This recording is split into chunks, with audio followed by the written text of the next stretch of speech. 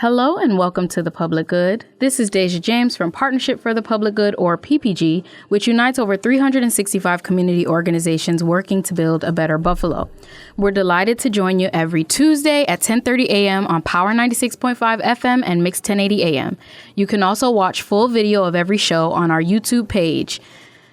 Follow PPG Buffalo on Facebook or Instagram for more information on how to access video and full podcasts of our show. And of course, you can always get great information on our website, ppgbuffalo.org.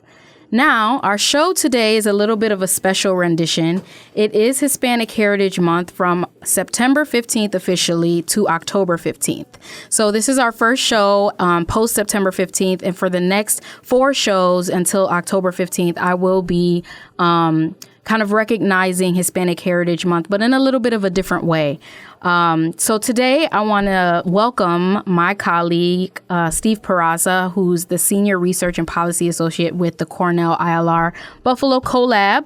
He has graciously agreed to discuss with me our complicated shared identity as Afro-Latinos. So Steve, go ahead and introduce yourself to the people and let them know where you come from.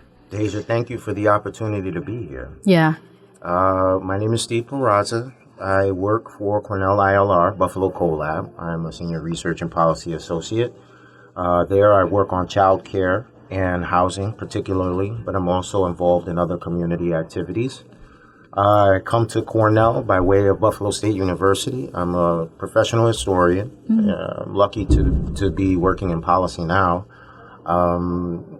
And I mean, if I had to describe myself in 3 words, I would say I'm a writer, educator, and father.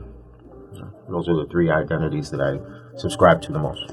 That's awesome. So you say you come from Buffalo State, you're a professor. I want to know a little bit about your journey into academia. How did you kind of become a professor? Was that something you always wanted to do? Or, was it something you discovered later on in your life? Would little Steve say he wanted to be a professor? Like, how does one become a professor? I guess I would say. Little Steve was a chubby black kid in East Harlem. Yeah. And I wanted to be myself, but I also didn't want everybody to know that I was a straight A student. Yeah.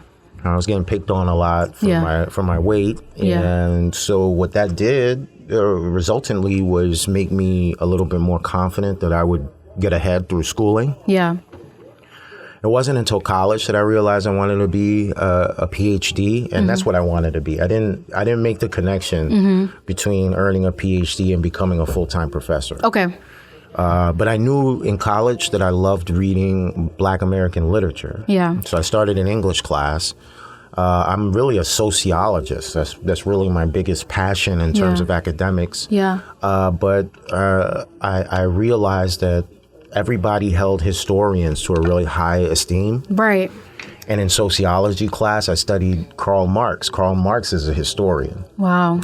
Yeah. And so I started to, in college, study this Black American, half white, half black, minister of a white congregation in Vermont. His name is Jeffrey Campbell. Okay. He was the first Black American to graduate from St. Lawrence, where I went to school. Okay.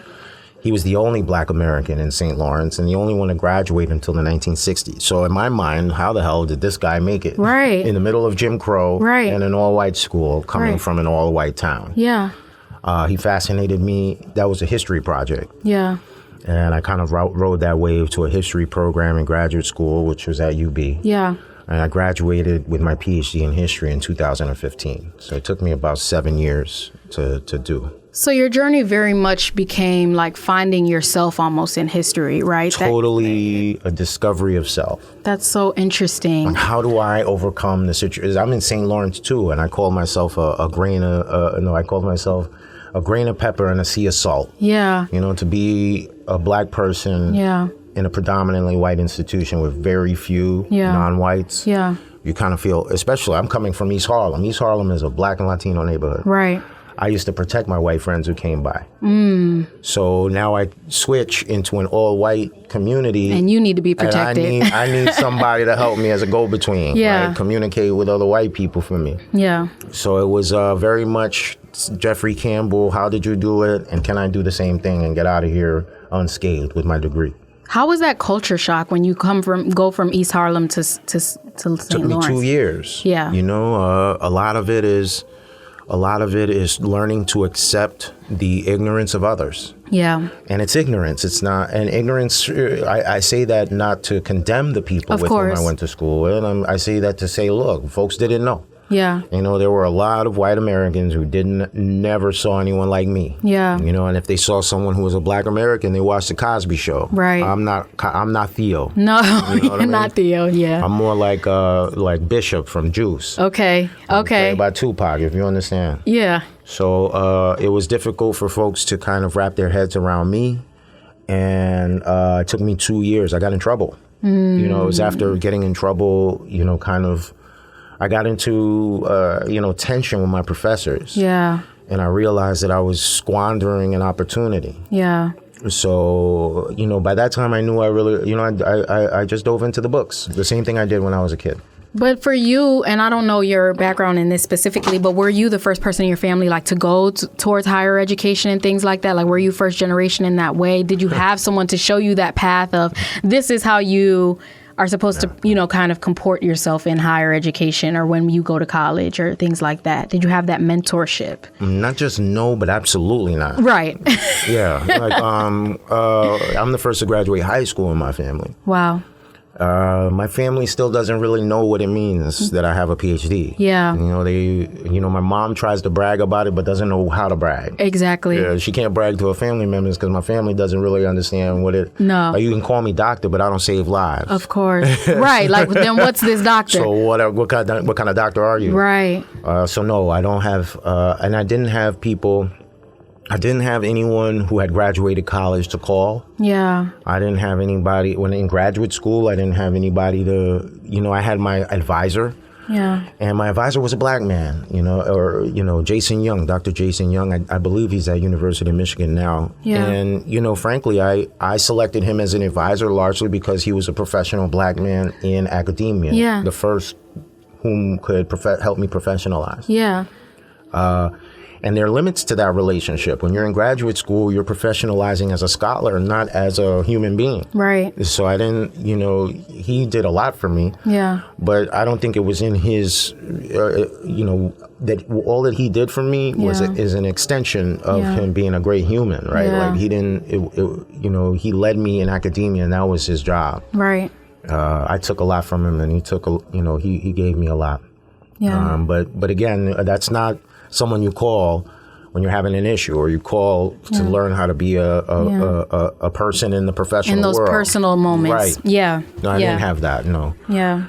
In fact, it's to the degree that I'm very careful about mentoring. Yeah. Because I know the value of it. Right. I know what I missed. And I know that you can mislead someone sometimes. Exactly. So it's really important to develop good mentors, and for mentors to know what it is that they're doing. Yeah, and we're all on our own journeys. And I've had a few past shows about mentorship. I've had Boys and Men of Color from Say Yes on here. I've had the Black Men, White Coats on here to talk about their mentorship in the medical field. And it just is that recurrent theme that because our communities haven't had certain opportunities and maybe even haven't been certain places, when we trailblaze in those places, we're often the first, and we have no examples or that mentorship to help us get through those experiences. And it's almost as if we have to come from a tale of two cities, right? Where our home life is our hood, right? Yeah.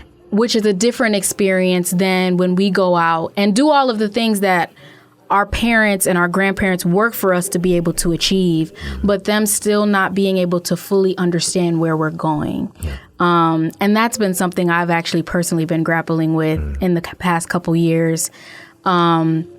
As I try and grow in my professional life, as I somehow ended up doing public policy work as a little Cuban black girl coming from the west side of Buffalo. Like, how the heck did I end up here talking to senators and assemblymen? Sometimes I don't know.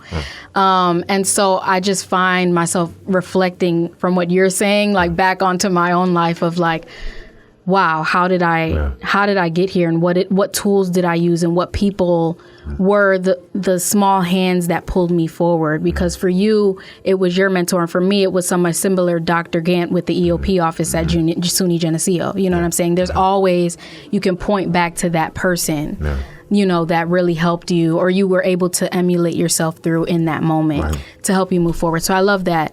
The other thing I want to say on the Tale of Two Cities is why we're here to discuss this is our Afro-Latino backgrounds, right? Because now you come from a little bit more of an urban area that maybe is a little more used to Afro-Latinos than Buffalo is. But I don't even think, even when I was younger, you were younger, that's exactly how we addressed it or talked about it. That term Afro-Latino and all those things are very new conceptions of identity. Like, that's not how you talked about it back in the day.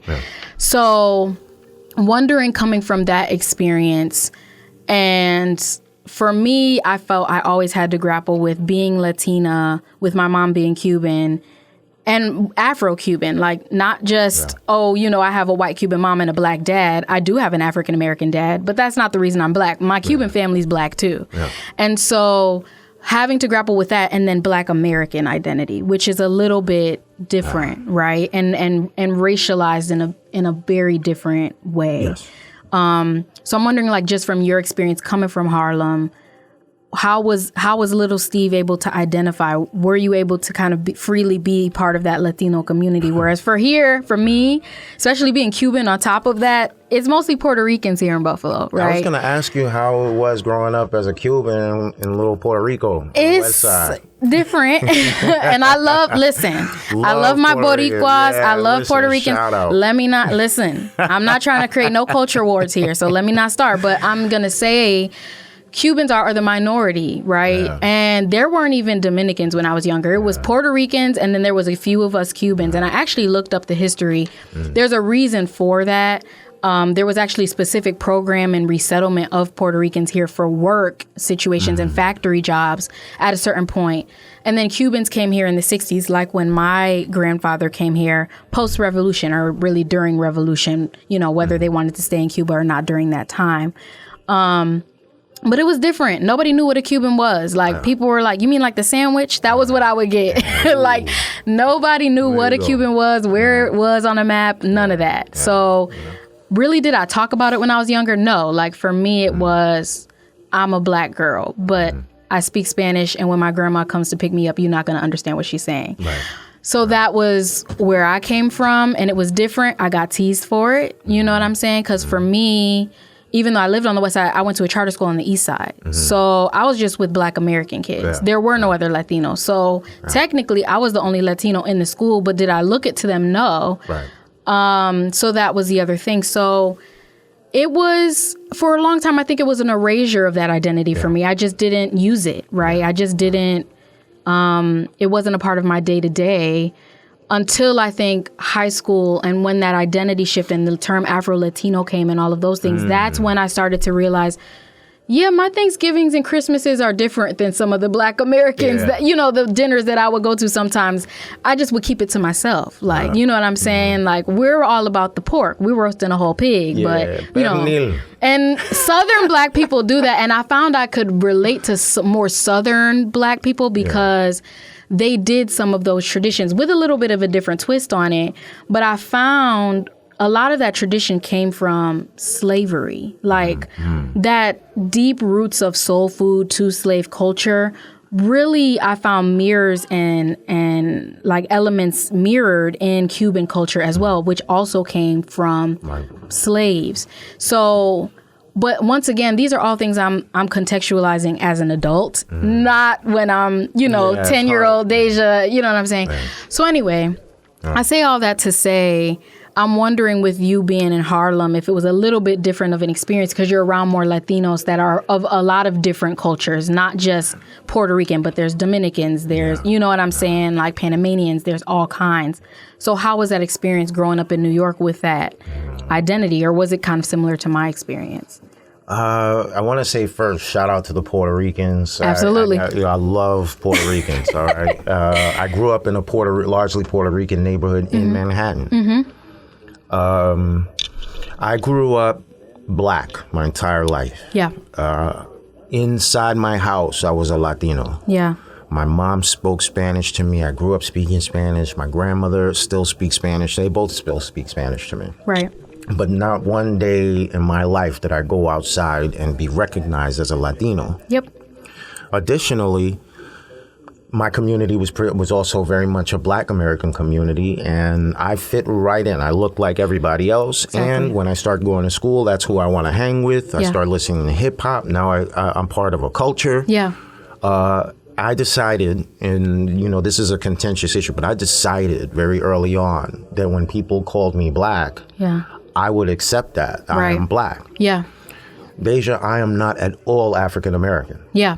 Like you mentioned, you have an African American father. Exactly. My father's Panamanian American, and I never met him, and he's the Black guy. Yeah.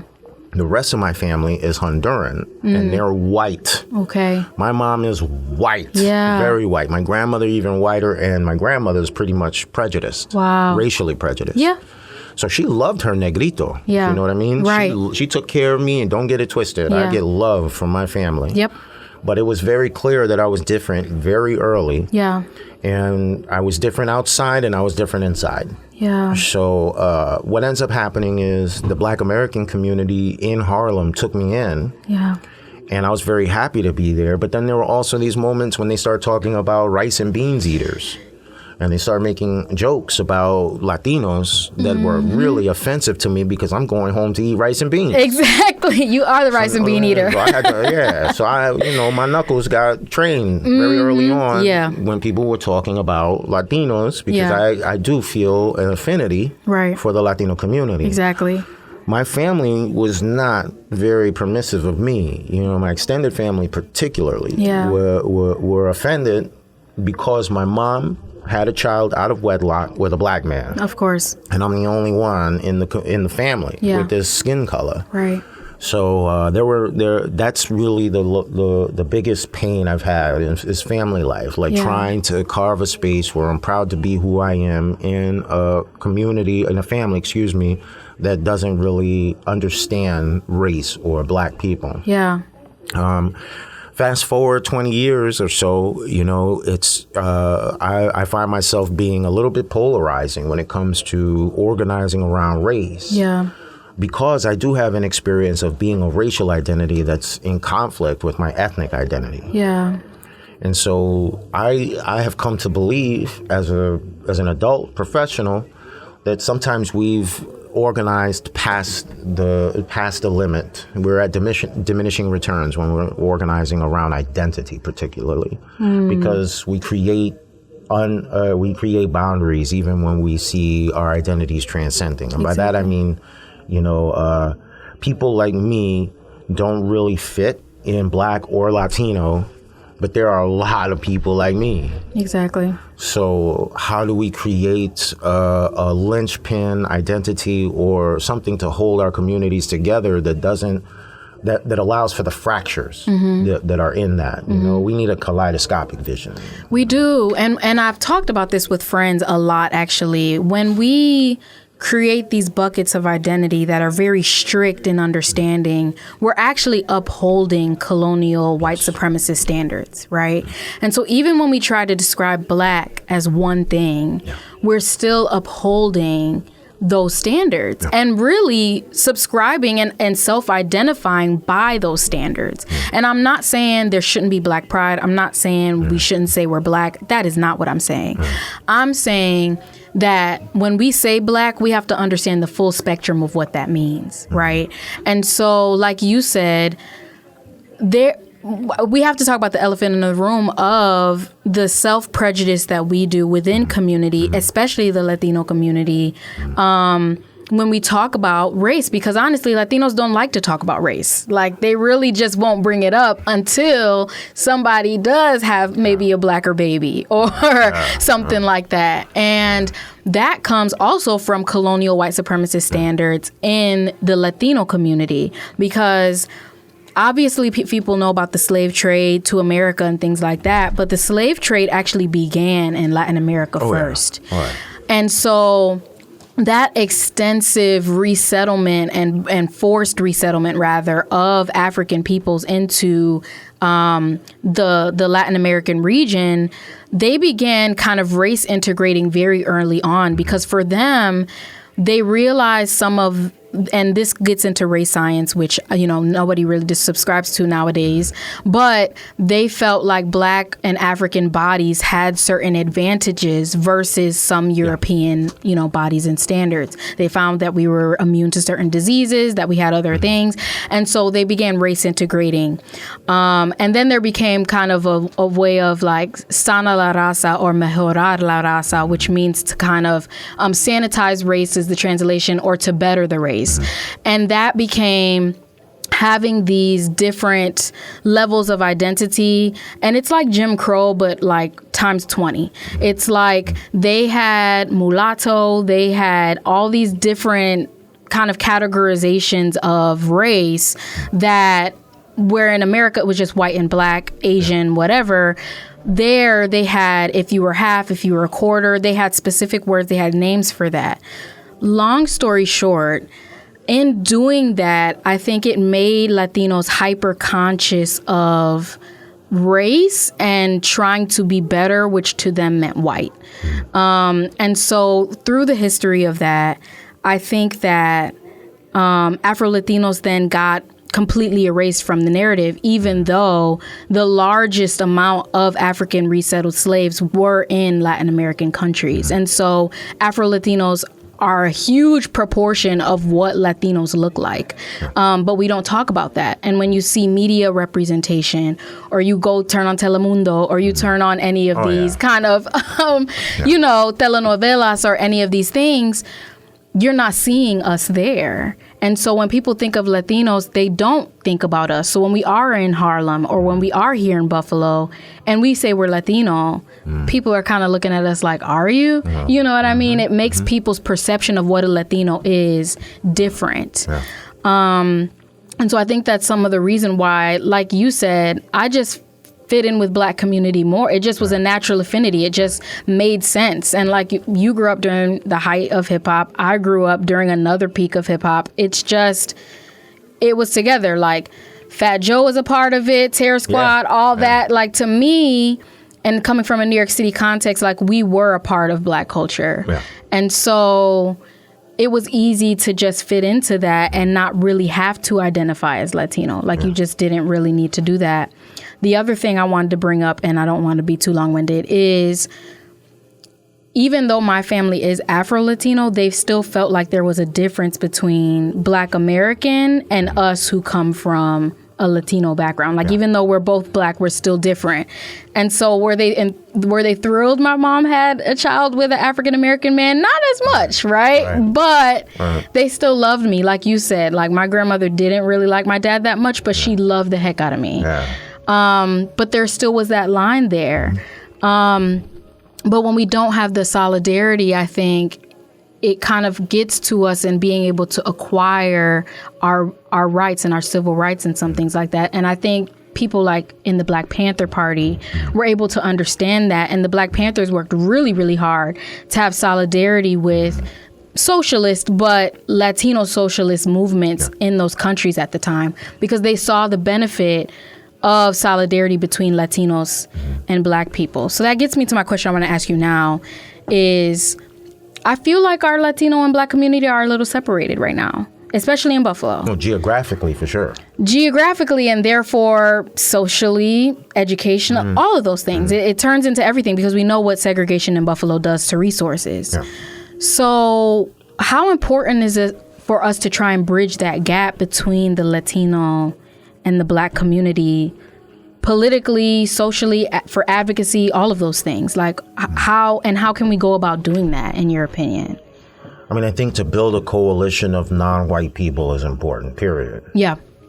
I think often in impoverished neighborhoods, those people are Black American or African American and Latino Americans. So from my personal history, I have a community that's 90% Black and Latino. To build a coalition of support across those boundaries, whether the Latinos identify as Black or white, was critical. And it's not really that big of a surprise that you have a lot of that mobilization happening in places like East Harlem, which is considered El Barrio. Yeah. There have also been Latinos and Black Americans who've, I'm going to talk specifically about Afro-Latinos out of the Puerto Rican community. Like I study Arturo Schomburg. Yeah. Arthur Schomburg is the founder of the Schomburg Center, which is, I would argue, is the largest African-American archive in New York City, if not the world. Yeah. So that comes from an Afro-Latino in the 1920s who recognized his African legacy and felt like he had to collect every bit of literature that he could find to amplify the contribution that Africans made to the world. Yeah. That to me is speaks to why it's important to have a coalition of support that includes Black people under a larger canopy, whether they're African American or just people with dark skin. Yeah. In Buffalo, I think it's difficult to organize because the spatial dynamics are the way they are. Yeah. And frankly, you spoke to it earlier, that the community on the West Side that's constituted by predominantly Puerto Rican Americans is beginning to incorporate more of the different Latino communities. I remember the first time I went to the Hispanic Heritage Parade, it was a Puerto Rican Day parade. Yeah. And I've gone there the last 2 years, or not this year, but the 2 years prior to this year. Yeah. And all countries are represented. I bought a Honduran flag there. Yeah. So I think, we're seeing that all over. We're starting to see an expansion of awareness around affinity groups. Yeah. But again, what I see harming progressive movements in non-white communities is the propensity to organize around identity. Yep. And, I don't say that lightly because Black Americans, and me included, have organized around identity. This is an important aspect of the Black identity. Yeah. For a long time in this country, Black was a badge of inferiority. Yeah. And so it took Black Americans, Black American families, communities to really articulate and amplify what it is Black people do that's wonderful. Exactly. Black is beautiful. Exactly. Black is powerful. Yep. So now it's time, some people say, hey, you need a different general for war than you need for governing. I think we're in that space. We have a protest-minded community, protest-minded political activism. But now we've had a Black president. Yeah. We have Black billionaires. Yeah. One of them's a rapper. Right. We need new leaders. Yep. And there's a crisis of leadership, not just in the Black community, but across America. Like, who do we trust to lead us forward? I don't know. Yeah. So yes, it's important to build a coalition across identity. And we're starting to see some of that, particularly I've seen it in the Puerto Rican community on the West Side, the Latino community on the West Side. And I think Black Americans in the city of Buffalo know power. Like they've been elected to office. They've won money to come into the city. The mayor has been the mayor almost 20 years. Right. So he's a powerful Black man. Right. I think I think the leadership needs to be able to bring in other people in the fold. Maybe we need to organize around building up low income people. Yeah, we have to have a different kind of marker of identity that crosses all these different areas and places we come from, our cultural backgrounds. I'm going to have you back on, Steve, because we're already running out of time. But we haven't even touched the surface, I think, of this topic. And so, I don't know. We might figure it out because I have another show available. But I thank you so much for joining me. I hope that our listeners are starting to understand this conversation and bridging that gap. I thank everyone so much for listening and taking this moment to maybe learn something new on why Hispanic Heritage Month and even Black History Month should be more expansive than they currently already are. This is Dejia James with Partnership for the Public Good, or PPG, uniting over 365 organizations working to build a better Buffalo. Join us next week, where I'll be joined by two amazing millennial community leaders, Alexander Burgos and Talia Rodriguez, to discuss their journey to better their community with a refreshed approach and new perspective to continue our celebration of Hispanic Heritage Month. It's The Public Good, Tuesdays at 10:30 a.m. on Power 96.5 FM and Mix 1080 a.m.